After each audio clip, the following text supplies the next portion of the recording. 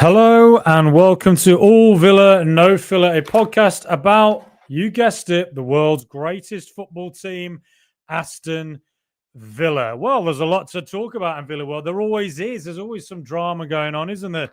We're approaching the final days of the transfer window. Ooh, September 1st is coming into view.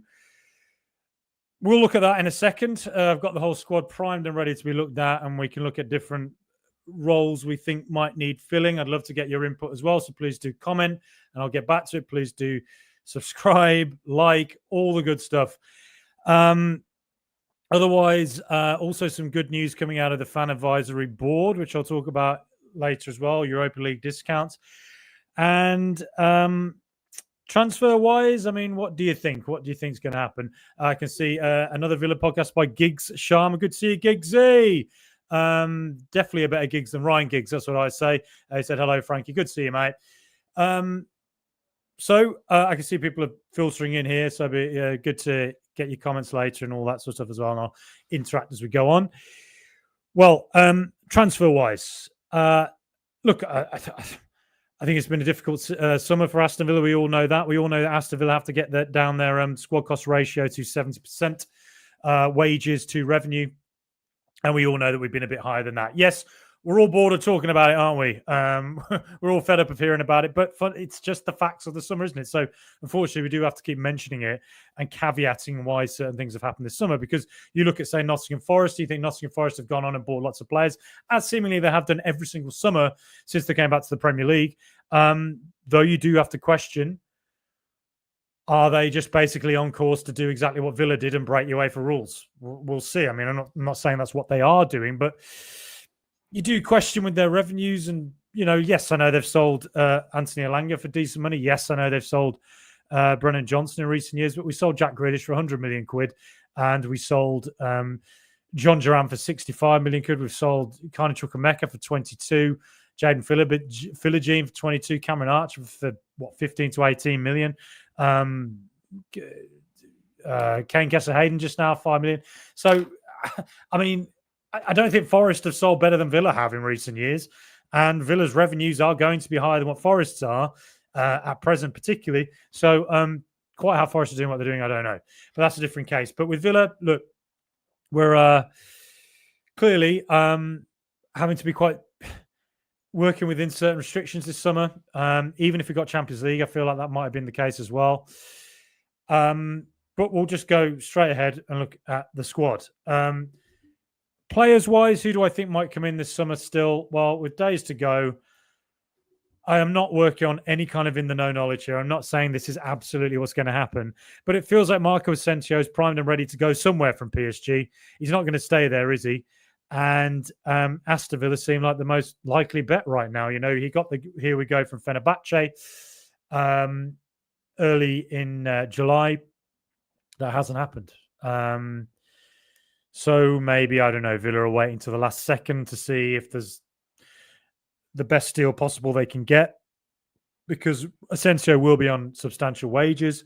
But if we are to look at Aston Villa's squad, and you were to say, where is there an issue? Well, I think number 10 is presently it. Emi Buendia came on against Brentford. Didn't look the part. He's had 4 seasons now at Aston Villa. It hasn't really happened, has it? Yes, I know he's had a terrible injury in that time. But, coming on, being subbed on against Brentford and subbed off probably to me suggests where he is with Villa right now.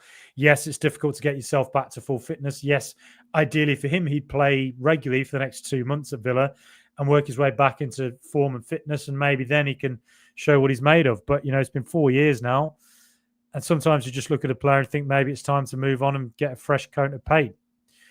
And I sort of think that, against Brentford, playing against a bunch of guys who climbed down from Jack's Beanstalk, a bunch of giants who walked down from, walked out of ice in Game of Thrones, walked beyond the wall and raided Winterfell, against House Buendia, that it was tough. It was a tough day for him, and I just think he's the closest to an Asensio type that Aston Villa have. And yes, Rodgers can play in that number 10 role. Yes, there's a lot of Aston Villa fans who want to see Rodgers back in that 10 role that he played in previously. But the reason I think Asensio is a good fit there, and I'll probably contradict myself in a moment when I talk about the potential for JD Cambo to come in. But the reason I think Asensio fits in there is because when he came into Aston Villa, I don't think it's a coincidence that our form got better. And I'm repeating myself from what I've said previously. I think part of the reason Villa's form got better is that defensively we got better. I think Tyrone Mings coming in helped in that regard.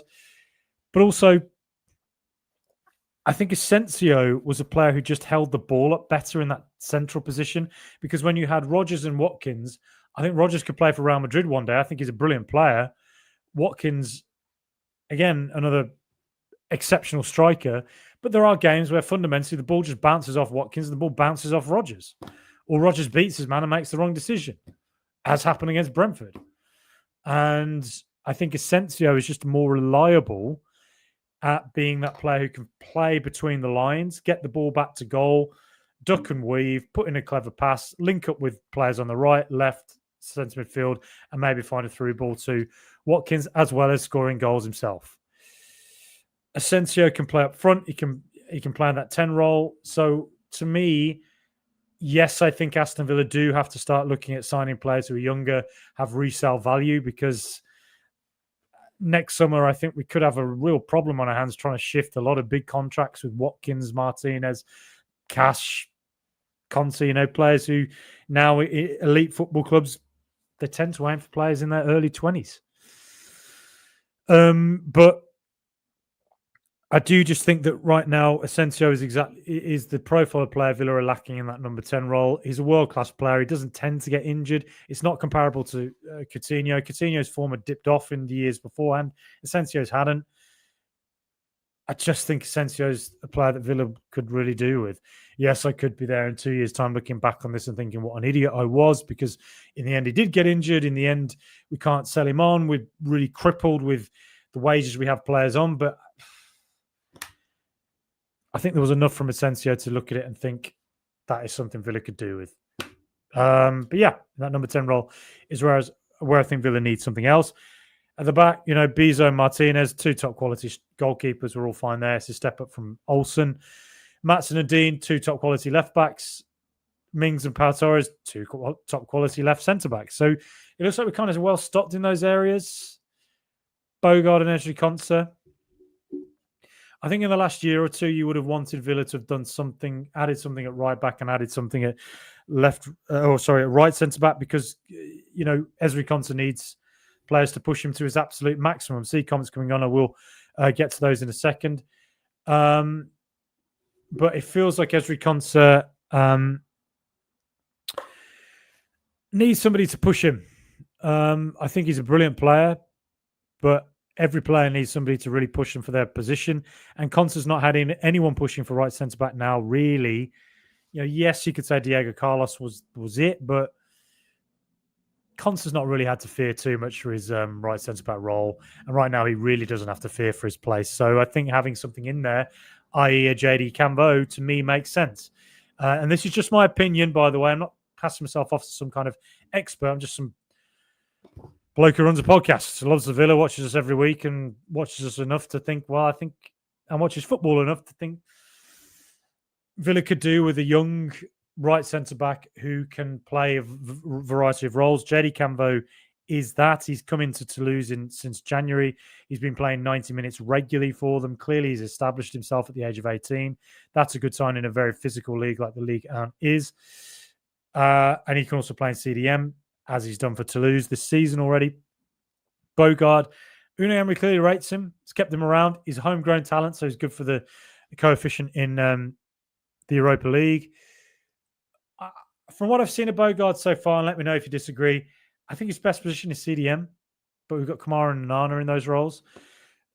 He did come on against Brentford and play in that role. He can also play right centre-back. If that is the main competition for Conte this season, not wholly convinced. And if he's out for a long period of time, I think Kamara could be the one to go back there. So Kamara, Konsa and Bogard. Ideally, we'd have an out-and-out centre-back, I think. Young centre-back with a lot of potential to go on and do something. Cambo's now been linked also with Crystal Palace. They might be selling Mark Gahey. That would make sense for them. Aston Villa might not just have the money to do it. that maybe is the only reason we might not go for him. Right back, Cash and Garcia. Yeah. I think it's a shame Garcia's out. It looks like for another month. It's a shame he's not played at all in pre-season. I think there were positive signs for him when he first came into Aston Villa. Then he dropped out of the team. With the way Villa have been playing this season, John McGinn on the right. The problem is John McGinn wants to cut back onto his left and cross into the area. Matty Cash overlapping him. Matty Cash, we all know defensively is very good. Can have excellent games as a right back defensively, but when he has to overlap a player into that final third, we all know his limitations. We all know what they are. And I think that McGinn as a right midfielder and Cash as an overlapping right back, attacking wise, they're not players who really get to the byline often. And it felt like against Brentford, we needed that. Donyell Marlin's right there.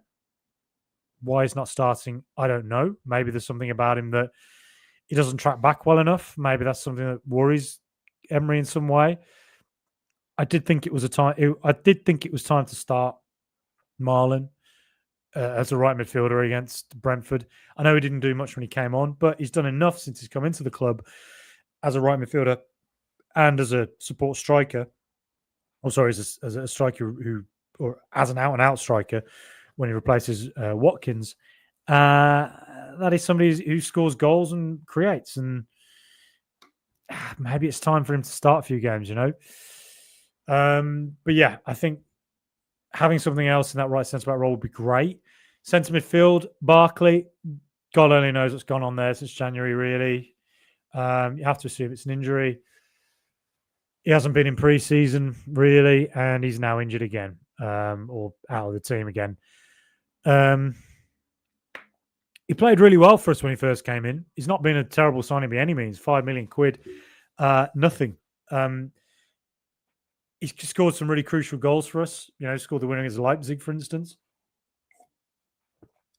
Scored a key goal against Leicester last season. Changed the game a few times when he came on against Leicester again and Everton last season. So he's a good backup for Yuri Tielemans. Good squad player. It is a bit of a worry how little he's played since January. Kamara, Onana, Tielemans and John McGinn as centre midfield. It's really good. They're really good options. Bogard can go into CDM. And George Hemmings as well, a player that, admittedly 2 months ago I'd not seen a lot of. We signed him from Nottingham Forest a year and a half ago. Everybody I've talked to who's seen him talks very highly of him. What I have seen of him, and I have studied him more since he sort of came into the fore in pre-season, technically he looks really good, passes the eye test. There's a lot of talent there, a gifted young player. He didn't get on the bench against Brentford. I did think that when Bogard came into CDM role, it was not what we really needed in that final 20 minutes. Probably needed somebody who was a bit more attacking flair about him, and I think Hemmings might have been it. Jim Oloba, the same as that sort of left-sided player. But the fact neither Jim Oloba or George Hemmings was on the bench makes you wonder if they're going on loan. We'll see. But again, both of them add to the homegrown player quota that Villa need to fill for the Europa League. Centre midfield, we look all right. Well, we look very good. Left midfield role, we've lost something with Ramsey, obviously. We all know that. Gesson played very well when he came on for 16 minutes. And if you look at, FB Ref and you want to know who Villa's better performers were, Gesson only played 16 minutes and he had the second most take-ons in the team with 5. And Rodgers was number 1 with 9.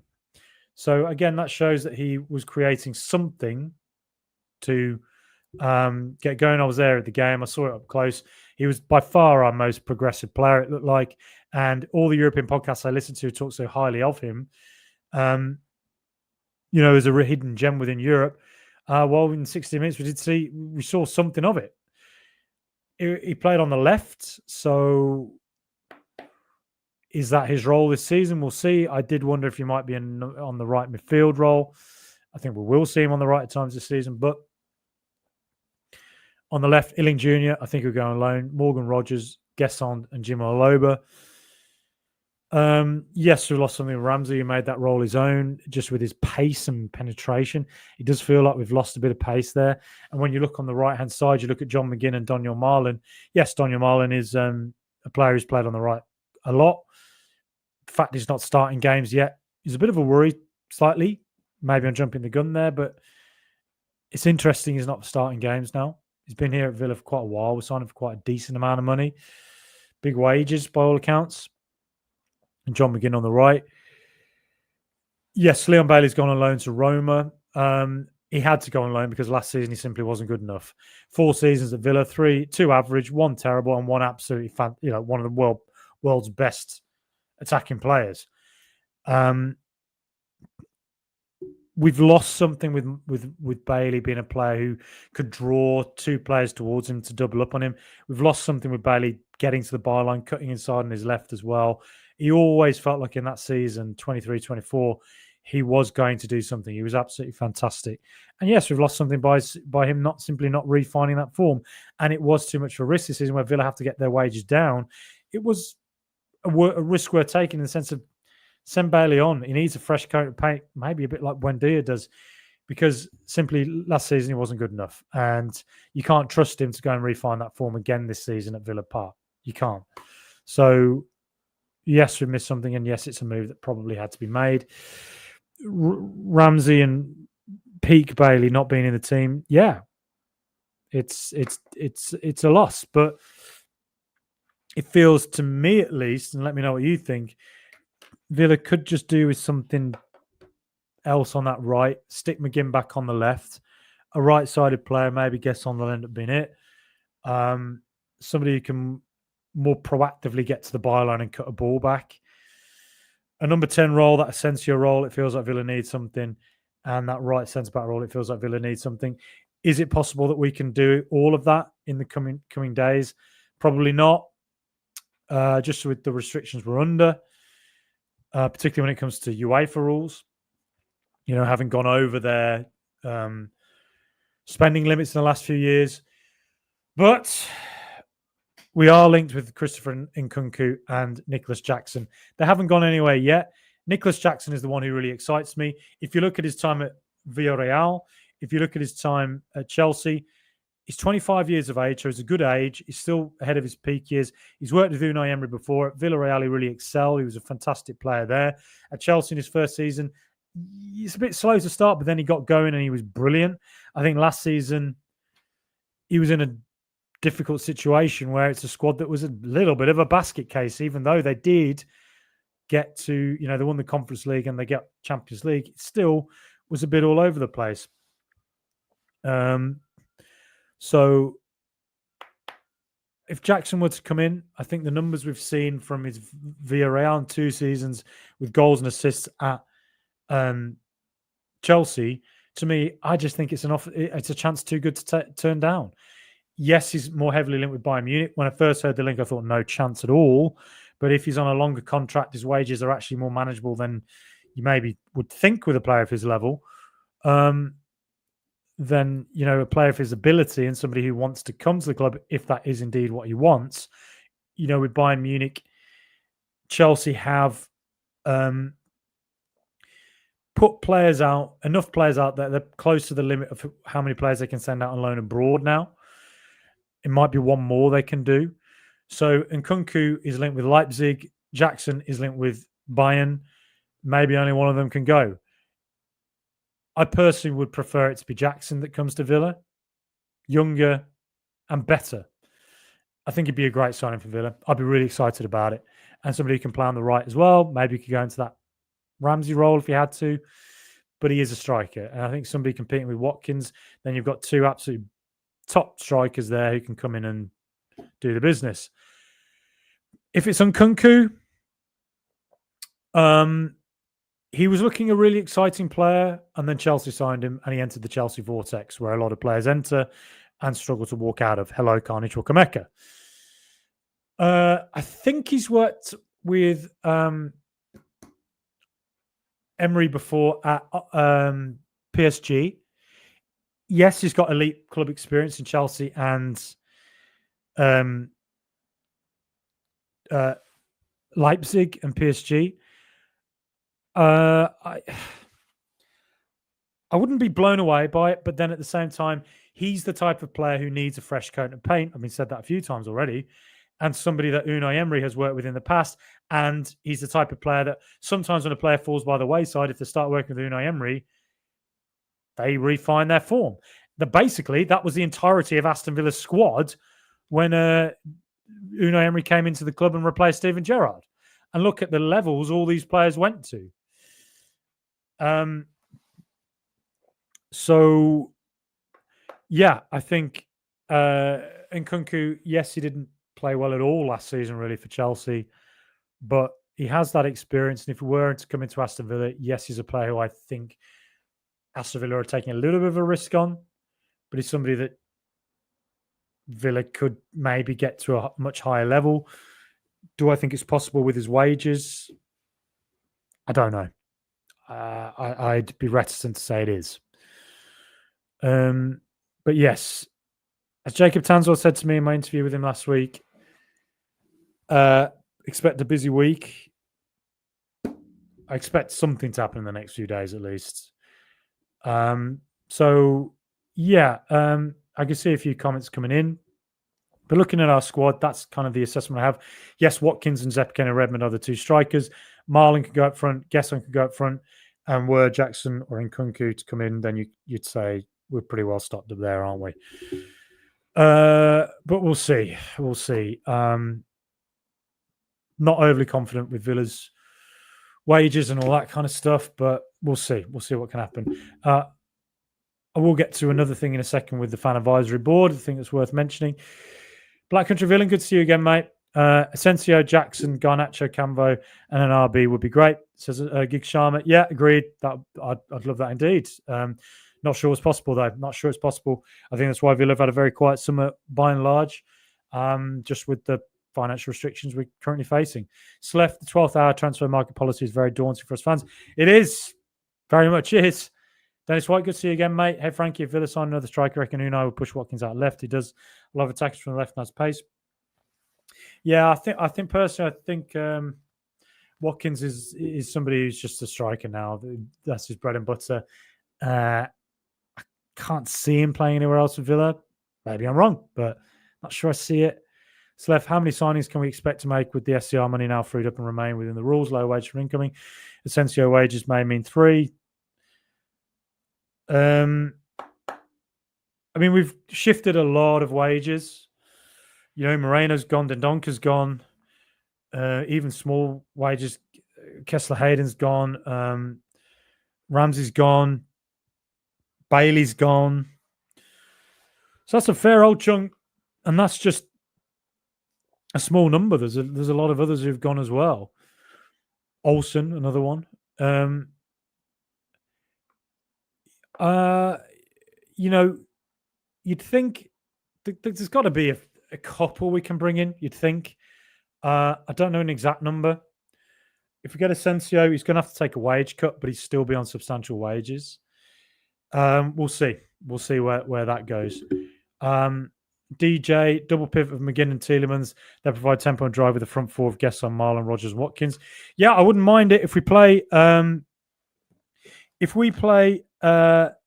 Against, Palace this weekend, it's felt like against Newcastle and Brentford that things have been a little bit conservative.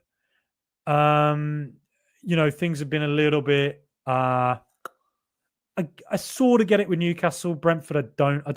I just felt like Marlon was the one to start on the right, and I kind of felt that when Boubacar Kamara got injured and we sent on Buendia, I thought maybe Rogers going to the 10 role, even though he was giving the ball away a lot in that position, or he was giving the ball away on the day. But just stick him there, maybe put Tielemans back in centre midfield, put McGinn on the left and Marlon on the right. And that maybe then creates a little bit more, because we saw very quickly against Brentford that they play with 6 at the back. And it's worth mentioning here, something I didn't mention on the podcast. Yes, Villa have not had a great start to the season, but it's very early days. Very, very early days. So we've got to maintain positivity in that sense and get behind the players and think these players are too good. They've got to get better. Of course they will. But something worth mentioning about Brentford, Villa don't play well against deep-lying teams, generally. Sheffield United a couple of years ago, do you remember that? Sheffield United were bottom of the league. They just sacked the manager. And Chris Wilder had just come in for his first game. Aston Villa were playing to go top of the league, and this was in December. And what happened? Couldn't break down their 5-6 at the back. And then they counter-punched us with a Cameron Archer goal, 1-0 up. And we had to equalise in the 97th minute through Zaniolo. Zrinski Mostar, do you remember that? A team that if they're in the Premier League would probably get 5 points all season. But they were defensive. They were disciplined. They all knew their roles. They all sat deep. And Villa didn't really have the nous to break them down. And it wasn't until the 94th minute that we got a player to the byline, crossed it in, and John McGinn headed one in to win 1-0. Same again. We had a problem against them away from home. We've had a few issues against deep line teams. And Brentford were the latest example of that. Villa with over 70% possession. I would argue that Villa shouldn't have conceded a stupid goal as early as we did, direct from a goalkeeper kicking it as far as he did and letting the ball bounce. It was poor. But I would also argue that Villa, the lineup was stodgy. And I just felt having a left footer on the right midfield role, turning on his left and crossing it in the box all the time wasn't really the way to go. And I just wonder against Palace whether, come on, let's our players, wake up. Morgan Rogers is still beating players. He's just not making the right decision. He's a player who I think has the ability to be world class. He's an England international. All he has to do is make the right decision a little bit more than he has done. Maybe put John McGinn out on the left. Maybe drop Yuri Tielemans into the centre midfield role. But against Palace, let's just go for it. Yes, I know we haven't played well against Palace in the last year. Yes, I know Glasner's had the better of us in the last year. But Palace do not have a good record at Villa Park. We all seem to forget that. And we should go into this game with every reason thinking now is the time to kick on this season. Every player who's not played particularly to their best, kick on and wake up. And Unai Emery to essentially put players in positions which are getting the best out of them. Because at the moment, I'm not sure we're getting the best out of McGinn on the right, though maybe the argument is John McGinn defensively is just more disciplined than Daniel Marlin, and he doesn't know Evan Gesson too well, and he doesn't know well he'll follow instructions. I get all that, but it feels like just let us off the leash a little bit. And, I think that Gesson on the left the other day, he played very well when he came on for a 60-minute cameo. I just mentioned that, before. But positive signs from him. So I'm looking forward to seeing what he does this season. Really, really can't wait. But yeah, DJ, long answer to that. Marla, McGinn and Tielemans as a double pivot. I wouldn't mind seeing it, to be honest. No, I wouldn't mind seeing it at all. Duncan Kilburn, even all, Palace will win easy. I don't know about that, Duncan. Good to see you again, mate. It's as though Emery and the players have taken on the PSR doom and gloom. In reality, the core squad is larger, same as the last two seasons. Don't get the panic personally. Yeah, and I look back on my own podcast the other day, and I think, I'd just been at the game and I was feeling really low about it. And maybe I myself was maybe more negative than I have been usually. It was a really poor display from Villa. But it does feel a little bit, just going off the noises after the Jacob Ramsey transfer from one or two of the players and the Vida Garni tweet as well, it does feel a little bit like something is a little bit off. But if it is, well, the future's the future. We can't live in the past. Get on with it. And, we've got a really good squad. We're playing in who can go really far this season. We're playing in various cups we can win. Go for it, And it feels like some of the frustrations over PSR has bled into the team and bled into the season a bit. But come on, we can do it. And let's see what happens in the next few days in the transfer window. Let's see. Robert Boyle, we won't have any players left. Yeah, sold a fair few, haven't we? 1956 villain. In my opinion, Asensio is not the answer. Lacks pace and strength. I'll go for Harvey Elliott and Garnacho. I'll get rid of Barkley and Buendia. Harvey Elliott is one of my dream signings. Absolutely, I think if Harvey Elliott were available, would I sign him over Asensio? I actually would. Yeah, because he'd play in that Asensio role, and he's a lot younger. But if he's not available, well, then he's not available. But Garnacho, interesting. It looks like he's going to Chelsea. So I don't think that's a goer. If you were available and were Villa to go get him, yes, there's questions over his attitude. He's in the Man U vortex. We're seeming nobody has a great attitude, but I will be a little bit more hesitant about him than I would Harvey Elliott. That's how I put it. Mark Wayne, the best Mark Wayne since Mark Twain. Hi, Frankie. Sky Sports Germany apparently linking us €30 million bid for Maximilian Bayer of Dortmund, but we need to sell first. Yes, I have seen that just as I came on air. Do you know, believe it or not, I did an interview about him last year. So if you want to go back onto the All Villa No Filler YouTube page and search Maximilian Bayer, you will see that I did an interview with about him. At the time, very technical player. I think he scored a fair few goals for Hanover, I think is where, or Hoffenheim, that was it, where Dortmund had signed him from. Hoffenheim, he scored 16 goals in 33 Bundesliga games, went on to Dortmund last season, 8 goals in 29 games. So, it was obviously an adjustment to the Bundesliga. He's versatile, he can play out wide, he's tall. He doesn't look physically the strongest, so the Premier League would think would be a bit of an adjustment for him. But can play up front, can play out wide, versatile player. Are Villa able to sign a player for 30 million quid? I'm not sure. And would they have to sell first? Probably.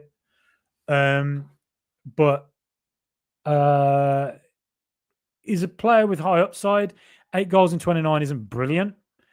But then again, 16 in 33, 8 in 29, experience of Borussia Dortmund, coming into Villa. Is he a player that could potentially go on and do a lot better? Is he somebody who looks like he's growing? He's very young. I think he's only, 22, 23. Players growing. Yeah. So they are probably the type of signings Villa should be making, like JD Cambo. It's also a risk in the sense he's not a surefire thing, is how you put it. But we'll see. We'll see. Rob Ball, we need signings. Yeah, feels like we need one or two, don't it? We need maybe just need a spark. I think just having a new player in lifts everyone, doesn't it? We should have brought Jack back, says Rob Ball. Not sure Grealish himself would have wanted to come back. I don't think booing him for 3 years was the best idea. And it's a shame because he should be an iconic Villa player. Yes, we don't like what he did going to Man City, but then at the same time, footballers think differently to how fans think. At the end, careers are very, very short and they have to win trophies. I think as a professional footballer, if a club offers 100 million quid for you, it's very difficult to turn that down, really. And I was heartbroken about it, but I think as fans, we maybe could have done better when he came back to Villa Park and, not been as hostile as we were. But then at the same time, when he played against us, he's an opposition player and you want to throw him off his game. And I think booing him is fair game for us. Maybe just if he come back to Villa, Goldfish Bowl, goes to Everton, there's no real pressure on him. And he just gets to be the main man. So, yeah, I can see why I made the Everton move, I think. If Grealish come back to Villa, I think he would have done well for us. But there is also the case of injuries. We all kind of forget this. He does get injured a lot. And we'd have had to pay substantial wages for him. So it would have been difficult. Dennis, in my opinion, yes, Barkley should have been sold and Baranache kept. Yeah. Yeah, we'll see. I'm not sure how much they signed him for. Was it 30 million quid? 30 million quid, I think Baranache went for. We'll see. Duncan Kilburn, Asensio, Gesson and Marlon Tree in a 4-2-3-1 should turn the season around for us rapidly if we get the chance and Marco resigns. Yeah, I mean, that could be nice. And maybe, with the loss of Ramsey and maybe if Rodgers just naturally isn't in his best position on the left, I think it is his best role, but He hasn't been brilliant in the last 2 games there. Maybe Unai Emery does have to adjust his tactics a little bit, and maybe that is something 4-2-3-1 that we go with. We'll see. But it's a good looking front line, isn't it? We're a really good team. When you put it down here on the screen or on paper or whatever, you can clearly see it's a good team. Like, we've just not had the best start, but things will get better. I'm sure of it. 956 Villain. Thank God we didn't get Grealish. Fans that still want him need to get a grip. He's finished. I don't think he's finished, but I think injury-wise, he's not reliable to play a lot of games in a season. Duncan Kilburn, our right flank is weak squad-wise. It feels like we missed something, doesn't it? A bit of pace and unpredictability that Bailey had in 23-24. Yeah, something's lacking out there, it feels like, but who knows? I mean, maybe Marlon fits in there really well. Maybe Garcia becomes a revelation as an overlapping right back. Maybe Gesson goes out there as he did for Nice. We'll see, but yeah, it feels like something's been missing there in the last 2 games at least, doesn't it? Rob Boyle, why won't Emery play them? I don't know. There's got to be a reason. I mean, Unai Emery knows 65 million things more about football than I ever will. So he has his reasons for putting his squad out the way he has in the last couple of games and putting McGinn on the right. I don't know, to be honest. Maybe it's a case of McGinn on the right, cuts in on his left, and overlapping right back in Matty Cash gets to the byline and crosses things in or does whatever. I'm not sure about it myself. That Cash really is the best in that role. So elsewhere, let me just get a few more comments up. And I also just want to get something else up in a minute. I'll get to that in a second. Yes, comments. Duncan Kilburn and Kunku is good, but doesn't score enough and need goals badly. Yeah, that's true. Very true. Lee, I wish one of the journalists could ask Unai in the presser, why did we sign Marlon? Yeah, it's a good question, Lee. It's a good question as to why we signed him for decent money. Apparently, he's on good wages. And since January, he hasn't been out get starting games. I think at Dortmund, he was that kind of a player who was more of an impact player. The way squads are now, you do need finishers, with the volume of games teams in Europe have, internationals as well. And he is a Dutch international. But yeah, there are question marks, I think, over why he's not starting more. I think that's a fair question to ask. Unai will have his reasons. Rob Wall, Emery still relying on Dean Smith's team, which is mad. It's mad that we've got so many players from the Smith-Gerrard era, even the Bruce era with McGinn. I mean, wow. Jackson gets goals all around games is a question. Yeah, I think he's a brilliant player, Jackson. I really, really rate him. Look at his FBref stats, all that stuff. I just think there's a real talent there. And I think he needs to get out of Chelsea and just show what he's about. And I think Emery and Villa would be it. But whether it's possible, we'll see. Robbo, we still need to be thankful to Dean Smith for our recent success. Sir Dean, build a statue to the man. I would, if I saw a statue of Sir Dean outside of Villa Park, I would go on pilgrimage there. As I'm from the Roman Catholic faith myself, so we like a pilgrimage every now and again. And I would go on bloody pilgrimage to Dean Smith's statue, get down on my hands and knees, and worship at the feet of the man. I love you, Sir Dean. If you ever watch this, thank you for being in our lives. Dennis White, Jackson up front and Watkins on the left. That would be my master plan.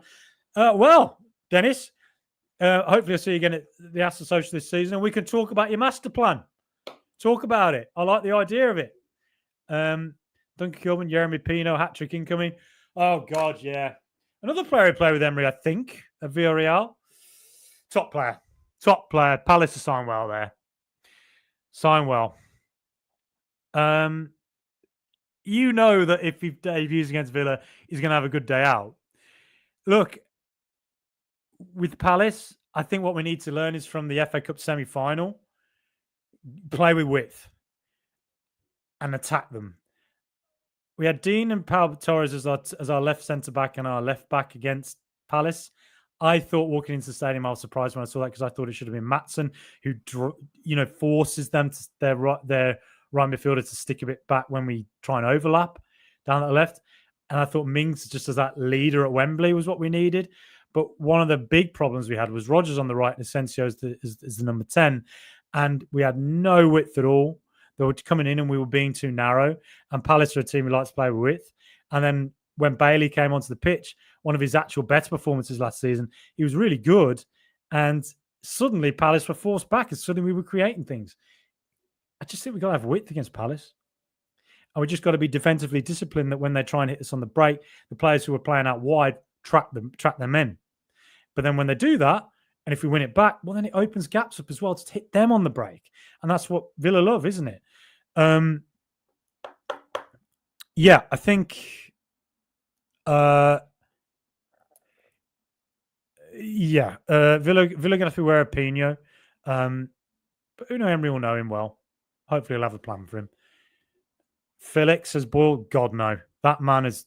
No. Ugh. That's why it's really deflating for Villa fans. Got a feeling all the hard work could be lost this season. I think that's how a lot of Villa fans are thinking at the moment. And to be fair, I probably sounded like that myself on the podcast the other day. I mean, if you listen to our spicy question, it's probably the most doom and bloody gloom I think I've ever been. But, and I'm sorry for that if that put a few people on a downer. Do you know what? I think it was just a lot of it is the heat of the moment at the moment. I think there's a lot of frustration over the summer and, PSR restrictions, UEFA restrictions particularly. It's UEFA more than PSR is the problem at the moment. And it is deflating that Villa haven't been able to kick on with their squad this summer. But we've just got to remember, we're a top team with an absolutely fantastic manager. Yes, it's been a slow start to the season. Yes, some of the frustrations of summer seem to have bled into our performances a bit. But the next few days, we may pick up a few players and get a win, get that Europa League draw on Friday. Suddenly the momentum comes back, doesn't it? I think we'll be all right this season. We'll be fine. But it's just one where maybe we don't have the squad we maybe dreamt of, but if that's the way it is, this is a squad who can do things, and they've got to go and show this is the last step for them under Unai Emery, that they can win things, and I think they can. Duncan Kilburn, no reason for the doom and gloom at the minute. Agreed, mate. If we pick the same team with Palace, we'll lose by 2 or 3 goals easy. Of course, Emery out, we'll start growing rapidly. You must change it. Yeah, you can't go with the 2 teams we've just had in the last 2 games. He has to be more proactive because Dan Pritchard, one of the best people you can ever follow on Villa Twitter. I don't know if it's on Twitter, but it's on Blue Sky. Please join Blue Sky. Brilliant place. I'm very active on there as well. Dan Pritchard made a really good point to me that Villa, when we play conservatively, tend to lose more than we do in attack. And it's very true. Palace, we were conservative, paid the price. Man United away is the pitch perfect example of that. When we're playing with, oh God, first 3 minutes when Ollie Watkins is on the halfway line when their keeper has the ball, they've just lost the Europa League final. And why are we not pressing them? Why are we not throwing them off the game from the off? That's when Villa tend to lose. Believe in ourselves. Go at teams. We've shown it at home. When we went at Man City, we beat them. When we go at Arsenal, we beat them. When we go at, City at twice. What the last 365 days of this year, when we've gone at teams at home, we beat them. Do it against Palace. Do it. Captain Mike Aptin. Good to see you, Captain. Salute. We need signings, but the biggest rumor is Rodgers Spurs, bad times. So I don't pretend to be in the know. I think there's a lot of people lurking around who like to pretend they're in the know and stuff. The only thing I genuinely know about, don't ask me how, but I do, is that Chelsea were interested in Morgan Rodgers in April, right? In this summer. I found this out in early April, and then 3 weeks later, Miguel Delaney reported, that Chelsea wanted Morgan Rodgers. And that to me was like, wow, okay. Wow, that's true. The fact that Chelsea did not sign Morgan Rodgers this summer to me is indicative that Spurs, despite the noise being around it, are not going to sign Morgan Rodgers. Never say never in football, and maybe Daniel Levy breaks the habit of a lifetime and puts in sort of Grealish money for him. And if he does, Villa probably sell. But do I think Levy will do it? I'll be very surprised. Maybe he will. Never say never. But the fact Chelsea haven't signed him this summer, with a big old bid, would suggest to me that Aston Villa have said Morgan Rogers is not available this summer and you cannot get him. Maybe that works in our favour because maybe we say you can have first dibs on him next season if, say, he has an incredible season and Real Madrid want him. And maybe we go, well, you can have first dibs if you give us Nicholas Jackson on loan. Maybe that's what happens.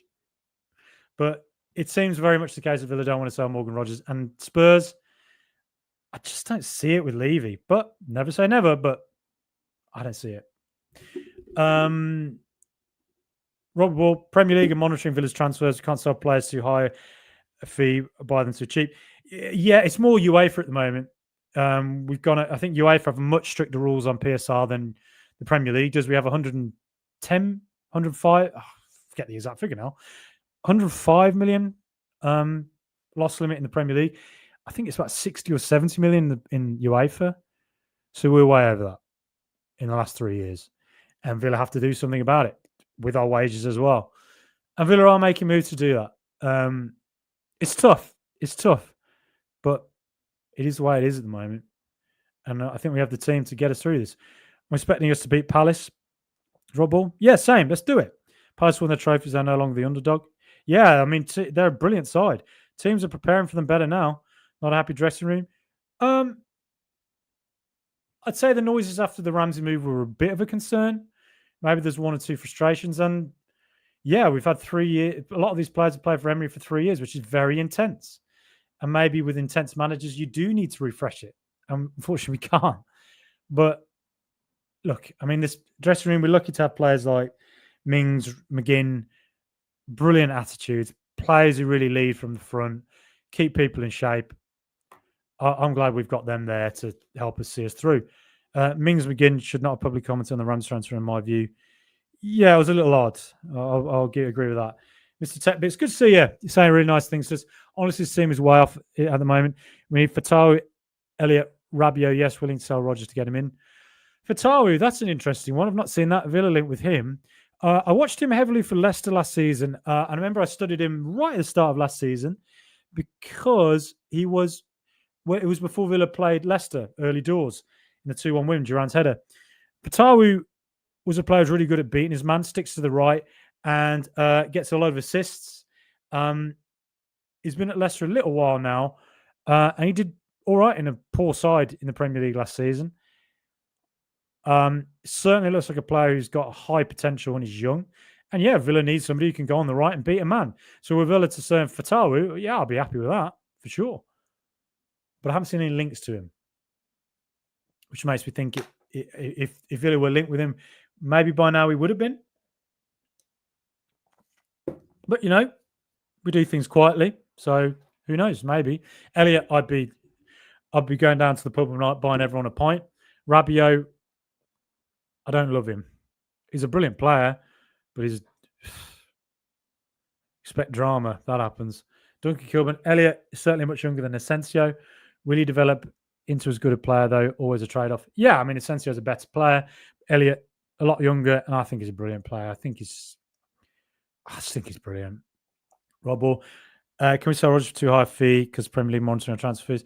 Oh, we can sell for whatever we want. We can. Maybe 40 million. Rogers would go for Grealish money now. Gary Howlett prefers side myself. Frankie, I'll get you on. For me, Asensio was on a deadline day. Jackson or Nkunku on loan, as you can see. Yeah, maybe all that could happen. Robert Ball loans are good. Yeah. Robert Ball, I like loans, the situation we're in. Yeah, it's probably what we're going to have to do. Justin saying we've re-signed Asensio. Justin UTV podcast. Justin Talks. Yeah, he started his own podcast now, hasn't he? Met him at Chad Williams' charity event. Lovely guy. Loves the Villa. Top man. Go support his channel. Saying we re-signed Asensio. Oh, okay. It's news to me. If we have, great. Can't see the Canvo deal going through, sadly. Yeah, feels like we're very tight with finances, doesn't it? Feels like we can only go so high. I think we have to sell more than we buy this summer to meet UEFA restrictions, given the rules we've broken in previous years. So, yeah, tough. Chat funded a lot of players we needed at the time. Yeah, he did. Grealish comments when he first left didn't help. No, he didn't help himself. No, he didn't pass the PR test, I guess. I think first day at Leicester City, best day of my life or something like that. It's just stuff like that. You're like, come on, mate. Gary Howlett, wonder if signing Asensio will help fit Marlon and Gesson in. Yeah, maybe he will. Rodgers needs dropping for a few games from me, Asensio number 10. I think Rodgers needs to get subbed at times, definitely. When his performances aren't good enough, he should be subbed. It's as simple as that. Please please subscribe. If you're new to this and you haven't subscribed to the channel podcast, please do. And 5-star reviews help because it's by and large people who are the most negative about stuff are the ones who like to review the most. So please do give us 5-star reviews on Apple Podcasts and on Spotify, particularly. That really would help. And please do subscribe on here. Sorry, I have to keep repeating myself, but it's something you just have to say when you do all this stuff. Shouldn't re-sign ex-Villa players. You get one chance. That's it. Yeah, never go back. That is a good point. Gordon Cowans. Yeah. Any transfer news? Asensio, Rodgers to Spurs? Please no. Nothing concrete at the moment. Though I have seen, just while I'm live on air, a WhatsApp come through to me. Let's have a look. Okay. No. I was hoping it might be something interesting, but no, it is not. So there we go. Nothing concrete at the moment. Why media saying Spurs after Rodgers? Because I think they genuinely have talked about him and they genuinely have interest, but they're not going to pay the money we want as it stands. Right. Let me just add to say something I haven't mentioned yet, something I did want to mention. So the fan advisory boards. So in recent years, Aston Villa have been criticised for communication. It feels like the club, have put things through without maybe the kind of communication that would keep, that is satisfactory to fans. And, particularly with ticket prices, which have been phenomenally high in recent years. I'll never agree with ticket prices going to, astronomical levels, which they have done in recent years.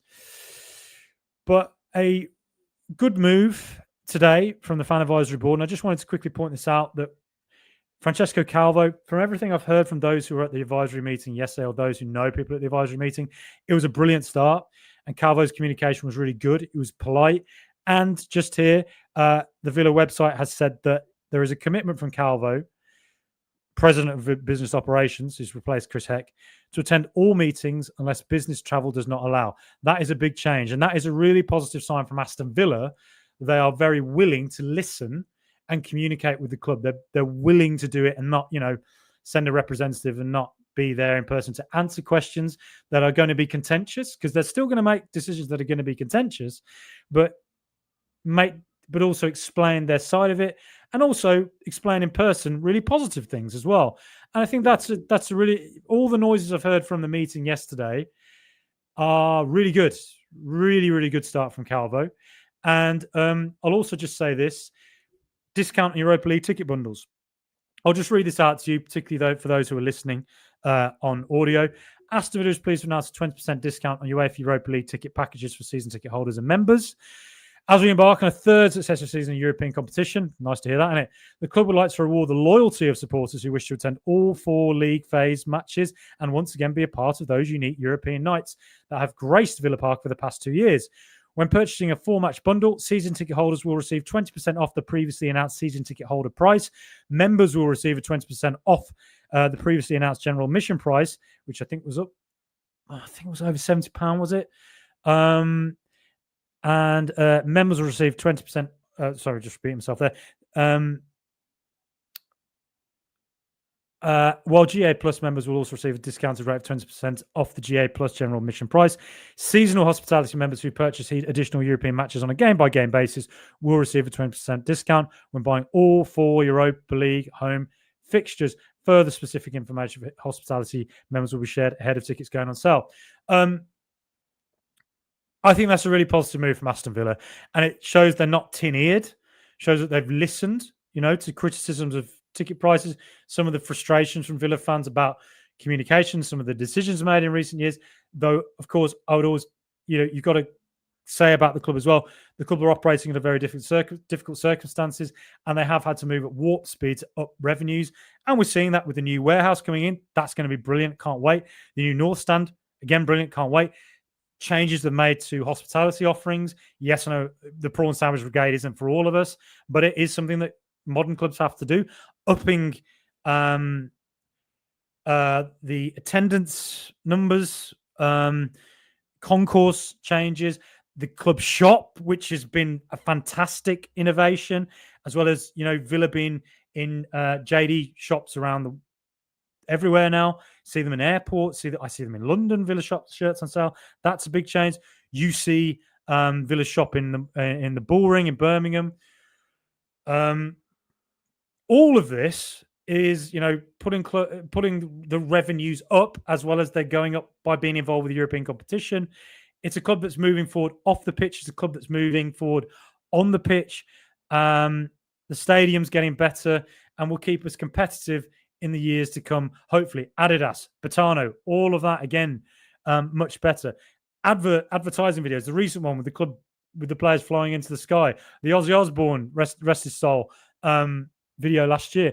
All of it, all of that presentation, and a lot of those decisions off the pitch, the Coca-Cola, Red Bull partnerships that they've made, have been really, really good and really positive. The problem is communication hasn't been brilliant at times, and that there has been things that have managed to alienate fans, particularly with ticket prices. So to have a move like this shows that Villa again are listening, and I'm sure with Calvo attending or pledging to attend the fan advisory board meetings, and therefore we can put our side to him. That's a really good sign. So yeah, I'm feeling good about the noises I've heard coming out of that fan advisory board meeting. But just wanted to mention that. I thought it was important to mention it. I can see a lot of comments. I am going to have to make my way now. Sorry if I've not got to them all. Thank you so much, everyone in the comments. Black Country Villain, how are things at the moment? We need a new stadium in excess of 60k. Yeah, I mean, looking at Everton Stadium, that's going to do well for them in the coming years, and it maybe puts them ahead of us now with a 5-year plan. But Villa are making moves. I mean, look, yeah, we're not getting a new stadium yet, but the upgrades to the Holt End will lead to eventual upgrades, I'm sure, to Doug Ellis Stand. Concourses will improve over time. The warehouse is a major addition, and there will be, I think, turning the area around Villa Park into something that's more of a year-round place to go, rather than something that only on match days somewhere you go. I think it's probably a project Villa are thinking long and hard about. But yeah, seeing Everton with a brand new stadium with fantastic noise that it had, and no doubt the brilliant offerings it will have. Yeah, it's hard not to feel a little bit like, big. Western, a bigger stadium like 6,000 stadium would be good. But if you come to sell north 45,000 season tickets. So, but we all know the club's big, but I see a lot of them seats at Villa Park. We've sold out the stadium very, very well in recent years, and I think that if we can, were Villa to have a 60k stadium, and were we to maintain our levels, because then we'd have the revenues to keep on competing at the levels we want to. If we stay at the levels that we have done in recent years, that's a great sign for, I think, what us being able to sell out the stadium. Yeah, it's true. It's harder to sell out 6,000 stadium than it is a 52,000 stadium, that, as I think it will go up to when the new North Stand comes in. But I'm hopeful. Mr. Techbooks, appreciate you taking the time, mate. Hope for a little bit of transfer news and a lineup change this week. I'm sure we'll see a nice result. Yeah, I'm going to aim to try and do another live this week to look ahead at Crystal Palace and to talk about any transfers that happen. But yeah, look, I am just at the hour mark now. For those listening, thank God. How the hell did you make it this far? Thank you so much for doing that. Please like, please subscribe. 5-star reviews help us so much on Spotify and on Apple Podcasts. Please, could you do that for us? I hate to beg, but please do. And please subscribe on here as well. Please share, let your friends know if you like All Villa, No Filler. I hope, look, I am ultimately just a fan who has a mad obsession with Villa and football. I watch lots of football, so I like to think that, hopefully I'm just giving a side of things from a Villa fan perspective that is, hopefully informed by years of watching Villa. I'm not claiming to be a tactics expert, though I think I do hopefully understand a fair bit about it. Obviously not to the expert levels that you'll see, on the Athletic or whatever. But, I love doing this. I love meeting fellow Villa fans. I love speaking with passion with fellow Villa fans about it as well. Yes, some people won't like it. That's fine. But for those that do, thank you so much for tuning in and subscribing and listening, doing all the good stuff. So thank you so much. I do have to leave it there. Thank you, everybody. Have a great night. Things are good at Villa. Come on. Up the mighty.